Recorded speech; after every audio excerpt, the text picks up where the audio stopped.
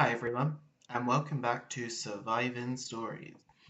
Today I'm going to be reviewing the book The Last Woman in the World by Inga Simpson. So this book really grabbed my attention.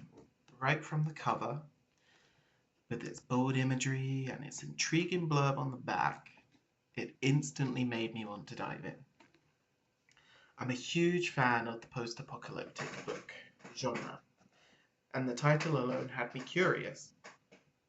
I was really interested to see what the themes and elements of the story would be.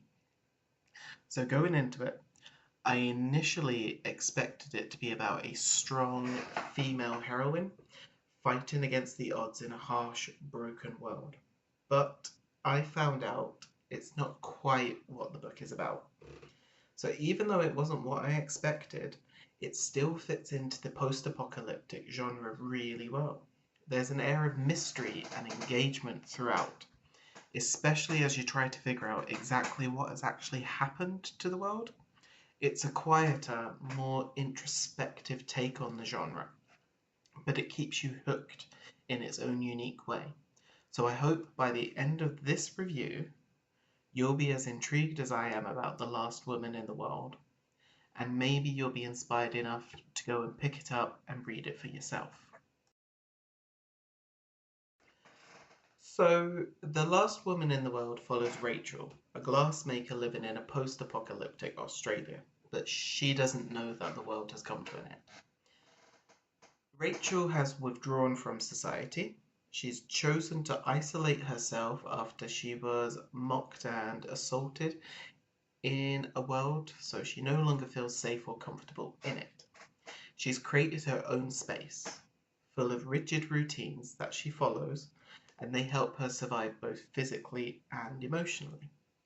The world outside her bubble is harsh and unforgiving, marked by some kind of a pandemic or disaster that has happened previously, and it's turned everything upside down. The story doesn't give too many details about the immediate disaster, which adds to the sense of mystery and tension. We're kind of in Rachel's shoes. She's not quite sure what has happened, but it's happened and she's got to deal with it.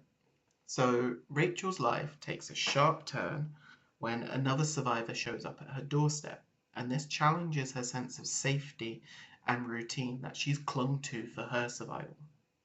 And this new interaction forces Rachel to reevaluate her choices, and it pushes her to confront the world that she's worked so hard at to escape from.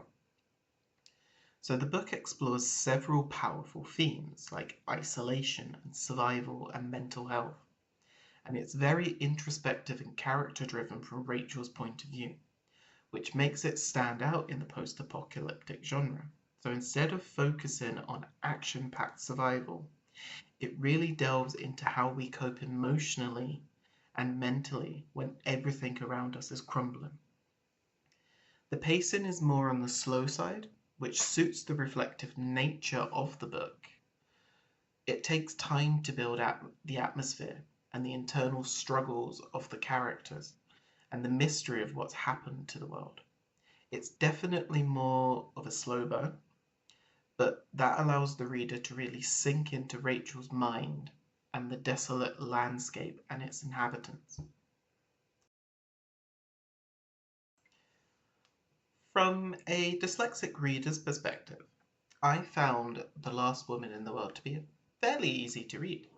The writing style was simple and straightforward, and the sentence structure wasn't overly complicated, which made it easy to follow along. I didn't find myself struggling with the usual issues of getting lost in the middle of a long, winding sentence. That being said, the most challenging part for me was the names of the different plant species mentioned throughout the book. As someone from the UK, these plants are unfamiliar with me, and gardening isn't something I'm particularly interested in. So it made it difficult for me to picture or imagine them. So I found myself pulling out my phone and looking them up quite a lot, just so that I could get a better sense of what the author was describing. So it didn't take away from the story, but it did slow me down a little in those sections. The pacing of the story was another element I appreciated. It was steady, which made it easy to follow without feeling rushed or overwhelmed. I didn't need to reread too much, which is usually something I struggle with in other books. I was able to recall facts and details about the story without feeling like I was missing something important, and that kept me engaged throughout the story. So I could remember what was happening. When I put it down and got up the next day, I was able to remember what happened to Rachel previously in the night before while I was reading. I didn't go through this book with any particular strategies in mind, but I kept my phone handy to look up the different plants, and that definitely helped. So other than that, I didn't need any additional reading aids. I didn't have to get out my overlay. I didn't have to use text-to-speech software. I was able to access this book quite easily. So overall, I would recommend The Last Woman in the World to other dyslexic readers. The language is fairly simple, the pacing is fast enough to keep you engaged without feeling overwhelmed. It's not too challenging in terms of vocabulary or structure, so if you're looking for a solid post-apocalyptic read that's accessible, this is a great choice for you.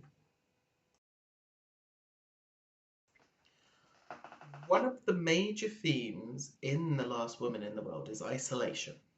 So Rachel's decision to withdraw from society after being mocked and assaulted highlights the impact that trauma can have on a person's mental health.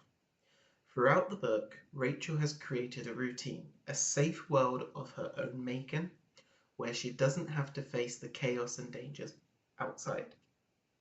This theme of isolation is powerfully linked to survival, but not just in the physical sense, it's also about the emotional and mental survival too. In many post-apocalyptic books, survival is often depicted as action-packed sequences, where characters are fighting, running, or scavenging to stay alive. In The Last Woman in the World, survival is much quieter and internal. It's about how Rachel survives mentally and emotionally in a world where everything has collapsed. This shift in focus from physical to emotional survival sets the book apart from other post-apocalyptic stories that I've read. It's not about battling enemies or natural disasters. It's about battling fear, loneliness, and trauma. So Rachel's experiences with isolation really resonated with me on a personal level. So growing up with dyslexia, I often found myself isolating, especially in school. Being withdrawn from lessons for extra support made me feel different, and at times ashamed of my difficulties. That isolation had a significant impact on my mental health. In that way, Rachel's journey reminded me of my own struggles with feeling disconnected from others, and how isolating yourself can become both a defense mechanism but also a challenge to overcome. So for me, the biggest takeaway from this book is that no matter what challenges you face, the key to survival is confronting them head on. Fear is a driving emotion throughout the story, and Rachel was paralyzed by it at times. But ultimately, she learns that you can't let fear control you. You need to face it, and it will consume you. And that message has really stuck with me. So the moment that had the biggest impact on me was when Rachel finally faces her fears and confronts the challenges that she's been avoiding for all these years in her isolated bubble. And it's a powerful reminder that no matter how overwhelming things seem, the only way to move forward is to face what scares you most. So who should read this book? Who would I recommend read The Last Woman in the World? So if you're a fan of the post-apocalyptic genre, but are looking for something a little different, something quieter, more introspective, this is a great choice.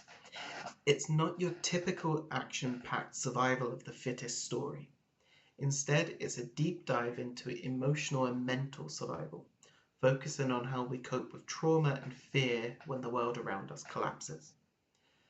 This book is perfect for readers who enjoy character-driven stories and are drawn to themes of isolation, mental health, and resilience. If you're the kind of reader who appreciates slower paced books that allow you to really get into the character's head, I think you'll find The Last Woman in the World both engaging and thought-provoking. For dyslexic readers, I'd say this book is fairly accessible. The language is simple, the sentence structure isn't too complex, and the pacing is steady enough to keep you engaged without overwhelming you.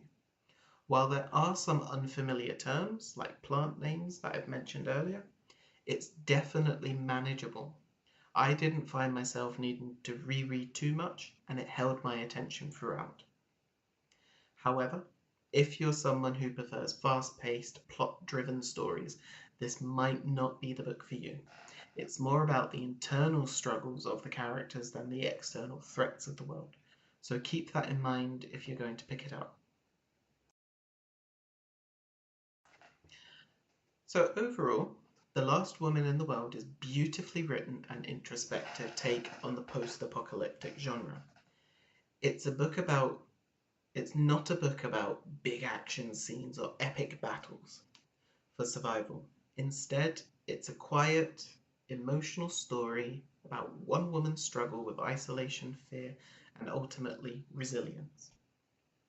What really sets this book apart is its focus on mental and emotional survival.